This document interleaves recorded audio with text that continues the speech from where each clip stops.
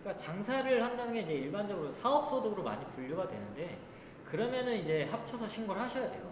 왜냐면 이제 장사라는 거에서도 따로 소득이 발생하고 근로소득이라는 것도 따로 소득이 발생하기 때문에, 근로소득 때 분명히 연말정산을 했을 거예요. 근데 연말정산을 하고 다른 소득이 아예 없으면 그냥 연말정산으로 끝나는 거예요. 5월에 신고 안 하셔도 됩니다.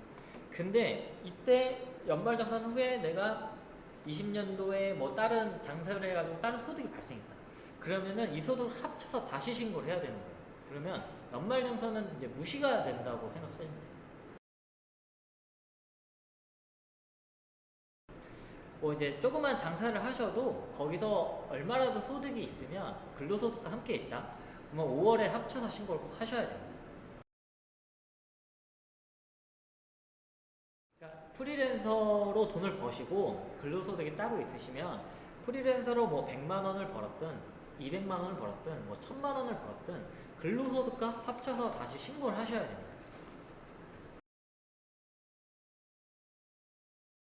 개인 사업자, 사업자 등록 안 하시고 프리랜서로 돈을 받으신 분들은 3.3%를 이제 원천 징수하고 나머지 금액을 받으셨을 거예요. 그런 분들도 근로소득과 합쳐서 꼭 신고를 하셔야 됩니다. 네, 무조건 소득이 발생했으면 합쳐서 신고를 하셔야 돼요. 합쳐서 세금이 안 나올지언정 합쳐서 신고는 하셔야 해요. 무조건 합산하셔야죠. 근로 외에 다른 사업소득이 1원은 아니고 일부라도 있는 경우에는 무조건 합산해서 신고를 하셔야 됩니다. 덧붙이자면 근로 외에 사업소득이 있으신 경우에 프리랜서 같은 경우에는 사업자 등록이 없죠. 사업소득이 있는 경우에는 무조건 합산 신고를 하셔야 됩니다. 손해본 경우에도 그 결손금을 통산을 할 수가 있어요.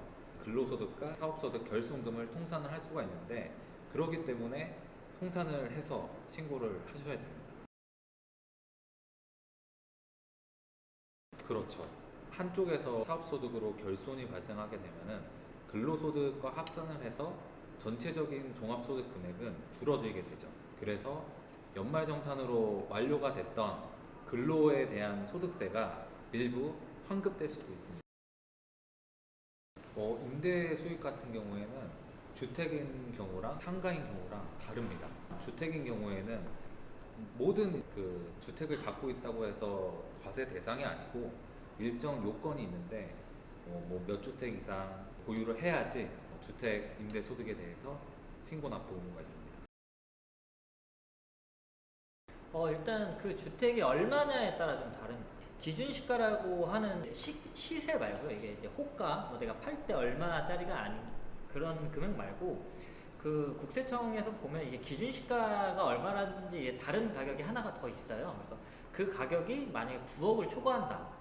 그러면 그랬을 때는 그 월세에 대해서 또 세금 신고를 따로 하셔야 돼요.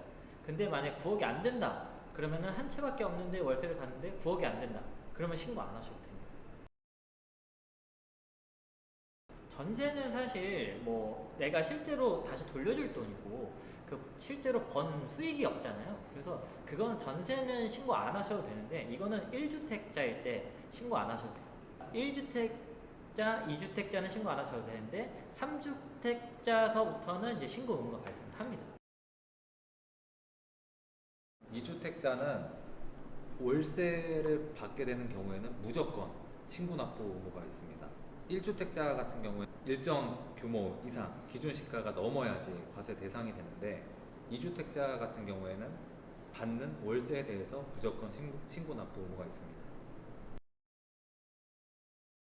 3주택일 때부터는 보증금에 대해서 이자 정도에 대한 소득이 잡혀요. 보증금이 다 잡히는 게 아니라 보증금으로 이제 이자 소득을 얻었다라고 가정을 하고 그 금액에 대해서 세금을 부과하게 되어 있습니다. 그래서 이제 보증금만 있어도 그때는 신고를 하셔야 돼요. 신고 의무가 발생합니다. 이제 주택임대 같은 경우에는 수입 금액이 2천만 원이 안 되면 분리과세라 그래서 일반 근로소득이랑 합쳐서 신고하진 않아요. 따로 신고를 하게 되어 있습니다. 그럼 합치지 않으면 사실 어떻게 보면 합치면은 우리 세율 자체가 누진 세율이라서 합치면은 세율이 올라가는 구조로 되어 있는데 이걸 따로 쪼개준다는 것 자체가 어떻게 보면 좀 이득인 거예요. 그래서 이 주택임대 사업자가 2천만 원이 안 되게 벌고 있다. 그러면은 근로소득과 별개로 따로 신고하시면 돼요. 주택임대랑 다르게 이제 오피스텔이라면 보통 상가, 그래서 일반 뭐 사업체들한테 임대를 주거나 이런 걸 말씀하시는 거잖아요. 그런 것들은 무조건 신고를 하셔야 돼요. 100원을 벌든 뭐 100만 원을 벌든 이제 월세에 대해서는 무조건 신고를 하시는 거고, 분명히 이제 보증금이 들어가 있는 경우도 많을 거예요. 그럼 보증금에 대해서 그만큼 이자에 대해서도 같이 신고를 하셔야 돼요. 그러니까 정리를 하자면 월세 그리고 보증금 이자, 요거를 이제 오피스텔에 대한 사업소득으로 하나를 보시고, 그 다음에 근로소득이 따로 있으시면 요거를 5월에 합쳐가지고 꼭 신고를 하셔야 돼요. 그 상가 임대 사업자 같은 경우에는 통상 일반 가세자로 사업자 등록을 합니다. 그런데 일반 가세자 같은 경우에는 종소세 신고와 별개로 1월부터 6월에 대해서 7월 달에 부가세 신고 한번 하시고, 그다음에 7월부터 12월에 대한 부가세를 내년 다음 연도 1월 달에 추가적으로 신고를 하셔야 됩니다. 종소세 신고와 별개로 부가세 신고를 안 하시게 되면은 가산세 문제가 있으니까 신고를 하셔야 됩니다. 사실 상가 임대소득이 있으신 분들은 좀 아시겠지만 이제 주수입은 월세가 있는데 비용 처리를 할 게 많이 있지가 않아요. 기껏해야 이제 재산세 정도인데, 재산세는 매년 부과하니까 그건 빼놓지 않고 꼭 넣으실 것 같은데, 가끔 뭐 리모델링을 하거나 뭐 수선을 하거나 이러면 이제 갑자기 비용이 크게 들어갈 때가 있어요.